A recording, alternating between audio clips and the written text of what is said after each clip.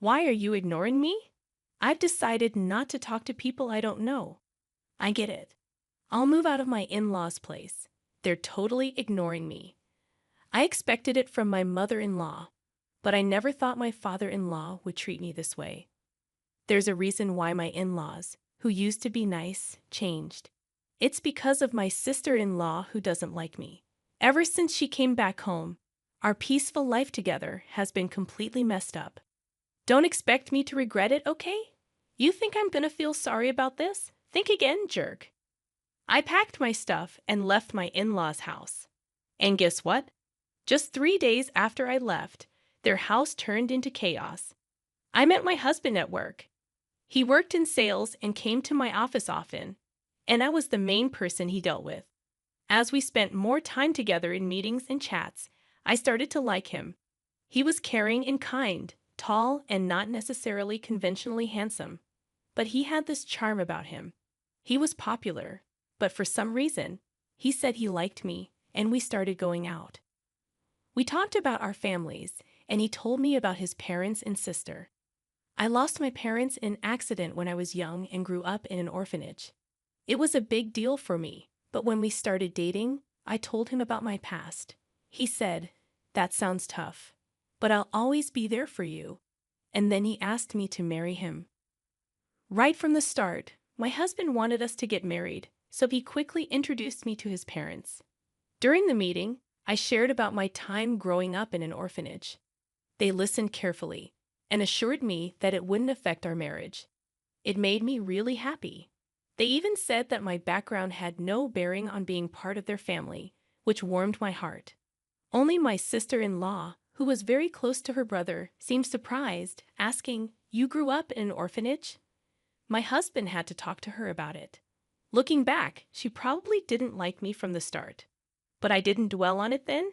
I just thought we were getting to know each other. Before we got married, my husband and I talked about moving in with his parents. We thought about it seriously, but in the end, I decided not to leave my job. It turned out my husband was going to be transferred soon anyway. I thought about quitting to go with him, but my career was going strong, and I had just been given more responsibilities. After discussing it, we decided he would move alone. After tying the knot, I wanted to enjoy that newlywed bliss for a while. I even casually thought about visiting my husband during long weekends for a little getaway. The idea of moving in with my in-laws right after marriage seemed a bit daunting, but my husband probably felt more comfortable living with them. Plus, he likely wanted to reassure his always worried mother by having us all under one roof. Since I lost my parents early on, I'd always longed for a family, so living with them didn't sound too bad. Besides, my in-laws had always treated me kindly, and I'd grown fond of them. Juggling work and my responsibilities as a daughter-in-law was tough, but having a family made me happy and fulfilled. Then one day, my father-in-law approached me with an unexpected request. This marked the beginning of some tension in our seemingly happy living arrangement.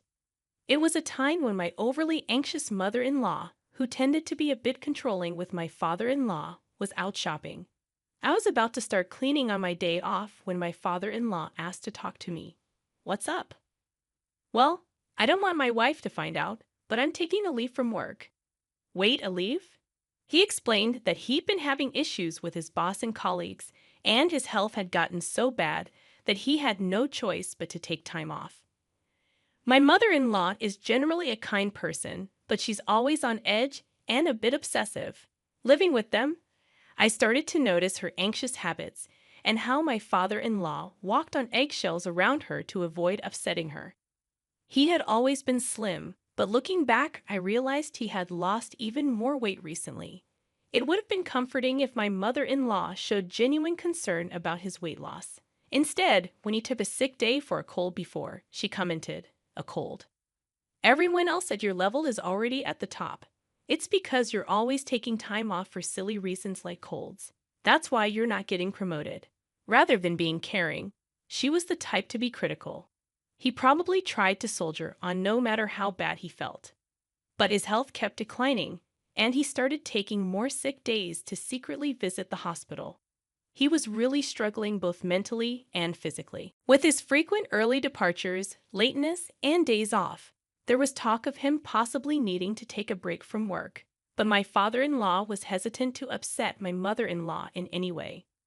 If he even suggested taking time off, she'd likely explode with anger. Plus, my father-in-law didn't earn much, and he relied on overtime pay, so taking a break would mean a significant drop in income. If he told my husband, he'd probably end up telling my mother-in-law, so he came to me, asking if I could help with the bills. If I mentioned taking a break, she might even leave me. Those words hit me hard. I was grateful to my in-laws for accepting me warmly, regardless of my background growing up in an institution. Determined to be there for them, I decided to assist him during this tough period. I understand. I'll send money to your account every month. Use it for expenses. I'm really sorry. I'll try my best to get better soon and go back to work. Thank you for trusting me. After that, my father-in-law continued his routine of pretending to go to work while I sent money to his bank account for living expenses. My mother-in-law, who wasn't very meticulous with her finances, never noticed my transfers because she didn't check her bank statements closely or keep track of household expenses. Meanwhile, my father-in-law would pretend to head to work, but instead visit a mental health clinic or take walks in the peaceful mountains. Over time, his health seemed to improve. I hoped he'd be back to work soon, but then something unexpected happened. After a disagreement with her husband, my sister-in-law decided to go back to her parents' home. There's no place like home. I felt like I was going crazy living with that idiot husband of mine. I'll be staying here for a while. Can you make meals for me too? I knew right from the start that my sister-in-law wasn't fond of me. At our first family gathering, my husband was visibly upset because of her obvious disapproval. During our wedding, she wore a sour expression the whole time and even told me straight to my face, "My brother looks great, but you? He could have done better." She didn't hide her disdain for me, mentioning that it was embarrassing that I grew up without parents to attend the wedding. However, since she got married before us and had already moved out, I figured our interactions would be limited. That's why I thought living with them wouldn't be too bad. If she had still been living at home, I wouldn't have even considered moving in, knowing I'd have to deal with her constant criticism. Despite her stern attitude towards my father-in-law, I assumed her stay was temporary because of her marital issues and expected her to leave within a few days. My mother-in-law had always been kind to me, and even when my sister-in-law made snarky remarks, I trusted that my mother-in-law would stand up for me. But I was mistaken. One evening, when I came home from work, my mother-in-law's demeanor seemed off. "Is everything okay?" I asked. She seemed distant, not engaging in our usual conversation. When I inquired, she said, "Did you know you've been speaking ill of me behind my back?" "What? I've never said anything negative about you.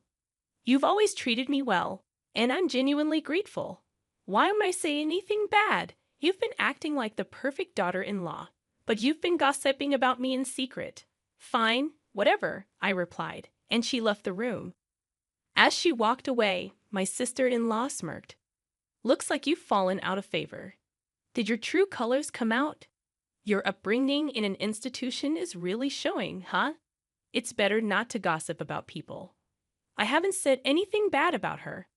"Oh, it seems the neighbors heard you. When I returned after so long, they mentioned that you've been constantly criticizing her." "What? Who? Are these neighbors?" "Well, it's been a while since I got married and moved out, so I've kind of forgotten their names. I never said any of those things. Stop making things up." "Oh my, how rude of you, Mom. You're accusing me of lying and bullying," she said, storming into my mother-in-law's room. From that moment on, my sister-in-law's nasty behavior only got worse. She accused me of telling her to sleep in the hallway and take the last bath because she's just a guest.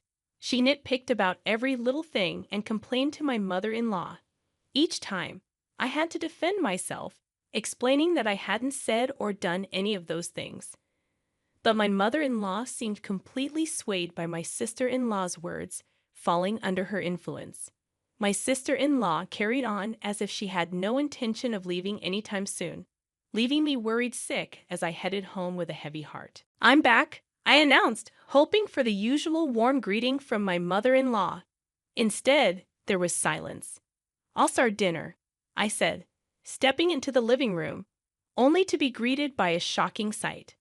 Normally, my sister-in-law would rush me to prepare dinner, but now my mother-in-law, father-in-law, and sister-in-law were all enjoying sushi together. Surprised, my sister-in-law remarked, "Looks like someone who's not part of the family is home. You're not planning on having sushi, are you?" Without a glance in my direction, my mother-in-law continued eating while watching TV. "If you wanted sushi, you should have said so." I hurried back after shopping. "Huh, no one mentioned that," I sighed. "Hey Mom, Dad, I hung out with my friends today and brought back some delicious pudding. Let's enjoy it together." My sister-in-law chimed in, ignoring me completely as they all began eating the pudding. Exhausted from work and lacking the energy to confront them, I retreated to my room without eating. The next day, my sister-in-law mentioned she was meeting friends and asked if I could drop her off at the station. I declined, as it was a work day, and we weren't heading the same way. "Come on, take a day off. It's not a big deal. Your dear sis-in-law just wants a lift. She hasn't had much fun since getting married, right? Can't you be a bit nicer?" Respectfully, "Didn't you go out with friends last night after a late call? It seems like you've been going out almost every day since you got back." "I have work. Please take the bus or train," I replied. My mother-in-law and sister-in-law were whispering in the background, but I had enough. I headed to work. That night, however, the moment that convinced me to leave happened. I was delayed at work and returned home after picking up groceries, expecting some sort of scolding. It had been raining heavily when I left the office, and I was soaked even getting in and out of the car. I wondered what unpleasant surprise awaited me at home, but when I arrived, the three of them were eating takeout just like the day before. No greeting, as if they hadn't even noticed I'd returned. But I've grown accustomed to this treatment. Glancing towards the courtyard from the hallway, I noticed something placed in the center of the garden. Upon closer inspection, it was my belongings. A designer bag I bought with my first paycheck, shoes that were a birthday gift from my husband, and even my work computer, now soaked. Shocked, I stood frozen as my sister-in-law smirked and remarked, "Having a stranger's things in the house was gross, so I got rid of them." Flaunting a designer bag like that? How arrogant. Neither of my in-laws said a word about her appalling behavior. Why didn't you intervene? What have I done to deserve this treatment? Do you truly believe her lies about me badmouthing and bullying her? Aren't you angry with her for what she did? My mother-in-law avoided eye contact, remaining silent. "Why won't you speak up? I can't talk to strangers. I can't be friendly with someone who isn't family," she finally replied, still refusing to acknowledge me. My sister-in-law grinned, waiting for my response. "And where's my father-in-law? I'm the one supporting him during his time off. I'm the one contributing to the household finances. Yes, I did it out of gratitude, but shouldn't he stand up for me now? Surely, he would be on my side." Hoping for some support, I looked to him, but he brushed past me without a word and retreated to his room. That was the final straw for me. "I've had enough. Are you upset?" "I'm sorry, but let's be honest. I never liked you from the start. What with your background growing up in an institution? Just don't regret this like I would loser." I gathered my belongings and prepared to leave immediately. Only my father-in-law seemed flustered, realizing he depended on me financially. Yet he made no attempt to stop me or defend me. I was utterly disillusioned by his indifference. I drove to my husband's distant work assignment, eager to leave the turmoil of my in-laws' house behind as soon as possible. Throughout the journey, I never once opened up to my husband about what had been happening. I doubted my mother-in-law had informed him about my sister-in-law's return. If he had known, he would have surely reached out to me, aware of the strained relationship between us. Yet my husband never mentioned anything about my sister-in-law in his calls or messages. While I didn't sense anything unusual in my husband's behavior, I couldn't shake the feeling that he might be influenced by her, fed lies about various matters. Even now, as I made my way to him, I couldn't shake the fear that he would treat me with the same indifference as the others. My heart ached with exhaustion, torn by suspicion, even toward my husband, the person I trusted most. If he shared their mindset and attitude, perhaps divorce was the only solution. That's how deeply distressed I felt. When I arrived at his out-of-state apartment, he hadn't returned yet, likely caught up with end-of-month work obligations. As I waited, my husband energetically walked in, perhaps noticing the lights on. "What if I knew you were coming?" "I would have rushed home," he exclaimed. "What a pleasant surprise. Just seeing your face." His radiant smile immediately lifted my spirits. The relief of seeing him genuinely happy to see me, combined with the lingering humiliation from my in-laws' home, overwhelmed me, and I couldn't hold back the flood of emotions any longer. Tears streamed down my face as I broke down in his arms. "What's wrong? Did something happen? Please tell me," my husband implored, clearly unaware of the treatment I endured at his parents' home. Gathering myself, I knew I needed to explain everything to him clearly. I recounted the whole ordeal. How I'd been supporting his father financially, who had taken medical leave without informing his wife. How his sister had returned and poisoned his mother against me with lies. How they treated me as an outsider, ignored me, and left my belongings out in the rain, ruining them. Through tears and pauses, I laid it all out for him. Finally, I made it clear that I had no intention of ever going back to that house, and if he couldn't support me on this, I'd seek a divorce. My husband apologized for being too preoccupied with work and not checking in on me more often, expressing regret over his family's behavior toward me. "You don't have to go back there or even speak to them," he assured me. "Even if I were to forgive them, I'm cutting ties with my parents and sister." He also vowed to stop providing financial aid to his father. That night, I felt a weight lift off my shoulders. The tension dissolved, and I slept peacefully by his side. After leaving my in-laws' house, I never returned. While commuting from my husband's out-of-state location wasn't feasible, I had already discussed with my company the possibility of working remotely. Since my sister-in-law and mother-in-law had begun treating me harshly, my job didn't necessarily require me to be in the office all the time. Many of my colleagues and supervisors also worked remotely. Although I still needed to visit the office a few times a month, several colleagues lived even farther away, so transitioning to remote work wasn't an issue. I hadn't truly experienced married life since moving in with his family and dealing with my sister-in-law's bullying. But now we could finally live like newlyweds. As I was setting up my remote workstation, as expected, my sister-in-law contacted me. It turned out that the day after I left their house was the day my father-in-law was supposed to get paid. Usually, my mother-in-law withdrew a certain amount and transferred it to their household account on payday, but this time she couldn't. Of course not. Until now, I have been supplementing my father-in-law's reduced salary due to his time off, I thought. Upon checking their balance, my mother-in-law confronted him, and he confessed that I had been helping them financially. "Hey, why didn't you tell me you were covering the living expenses?" "He told me not to, saying he didn't want you to know, so I kept it a secret. Anyway, we're running out of money for living expenses, and there's no one to cook or do laundry. The room is a mess. As his wife, you need to come back and take care of these things and transfer money quickly." How heartless. I told you, didn't I? I don't regret this. I have no intention of going back to that house or continuing as your maid. Why should I help people who hate me, destroy my belongings, and treat me like this? Aren't you his wife? Without your help, we can't pay the electricity or gas bills. We can't even go shopping. That's why I said it. I'm an outsider, so it's none of my business, right? I hung up, ignoring my sister-in-law's ranting. Despite their relentless calls and messages, I continued to ignore my sister-in-law and mother-in-law. Even after my husband returned from work, they persisted in their attempts to contact us. When my husband finally answered, he firmly declared, "I'll never forgive you for how you treated her, and I'm never sending her back to you." I'm not coming back either. I don't consider you my family anymore. Stay away from my wife, or you'll regret it.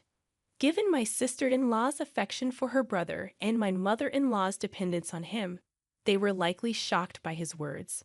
A few days later, my father-in-law reached out, pleading for continued financial assistance.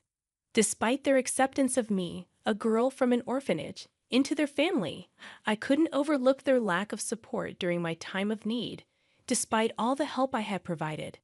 I don't owe them anything. Why should I help those who ignored me? I'll never assist you again, I firmly stated before ending the call. Subsequently, my persistent mother-in-law and sister-in-law audaciously appeared at my workplace. Anticipating trouble, I had informed my company beforehand and security was immediately alerted. They caused a scene, demanding that I send money back home.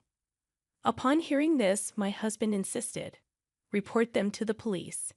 My colleagues at work were supportive, expressing disbelief at my past living situation. Focus on your remote work, they encouraged. Meanwhile, the pressure from my mother-in-law and sister-in-law took a toll on my father-in-law's health, leading to his resignation. My sister-in-law attempted to return to her husband's family, only to be rejected due to her affair, which had been the original cause of their conflict. This incident exacerbated their problems, resulting in an immediate divorce. Left without a home, my in-laws and sister-in-law relocated to a modest apartment, finding employment in part-time positions to make ends meet. Meanwhile, my husband and I finally found peace and fulfillment in our lives. Recently, we received the joyful news of our impending parenthood and eagerly await the arrival of our child, cherishing each moment together.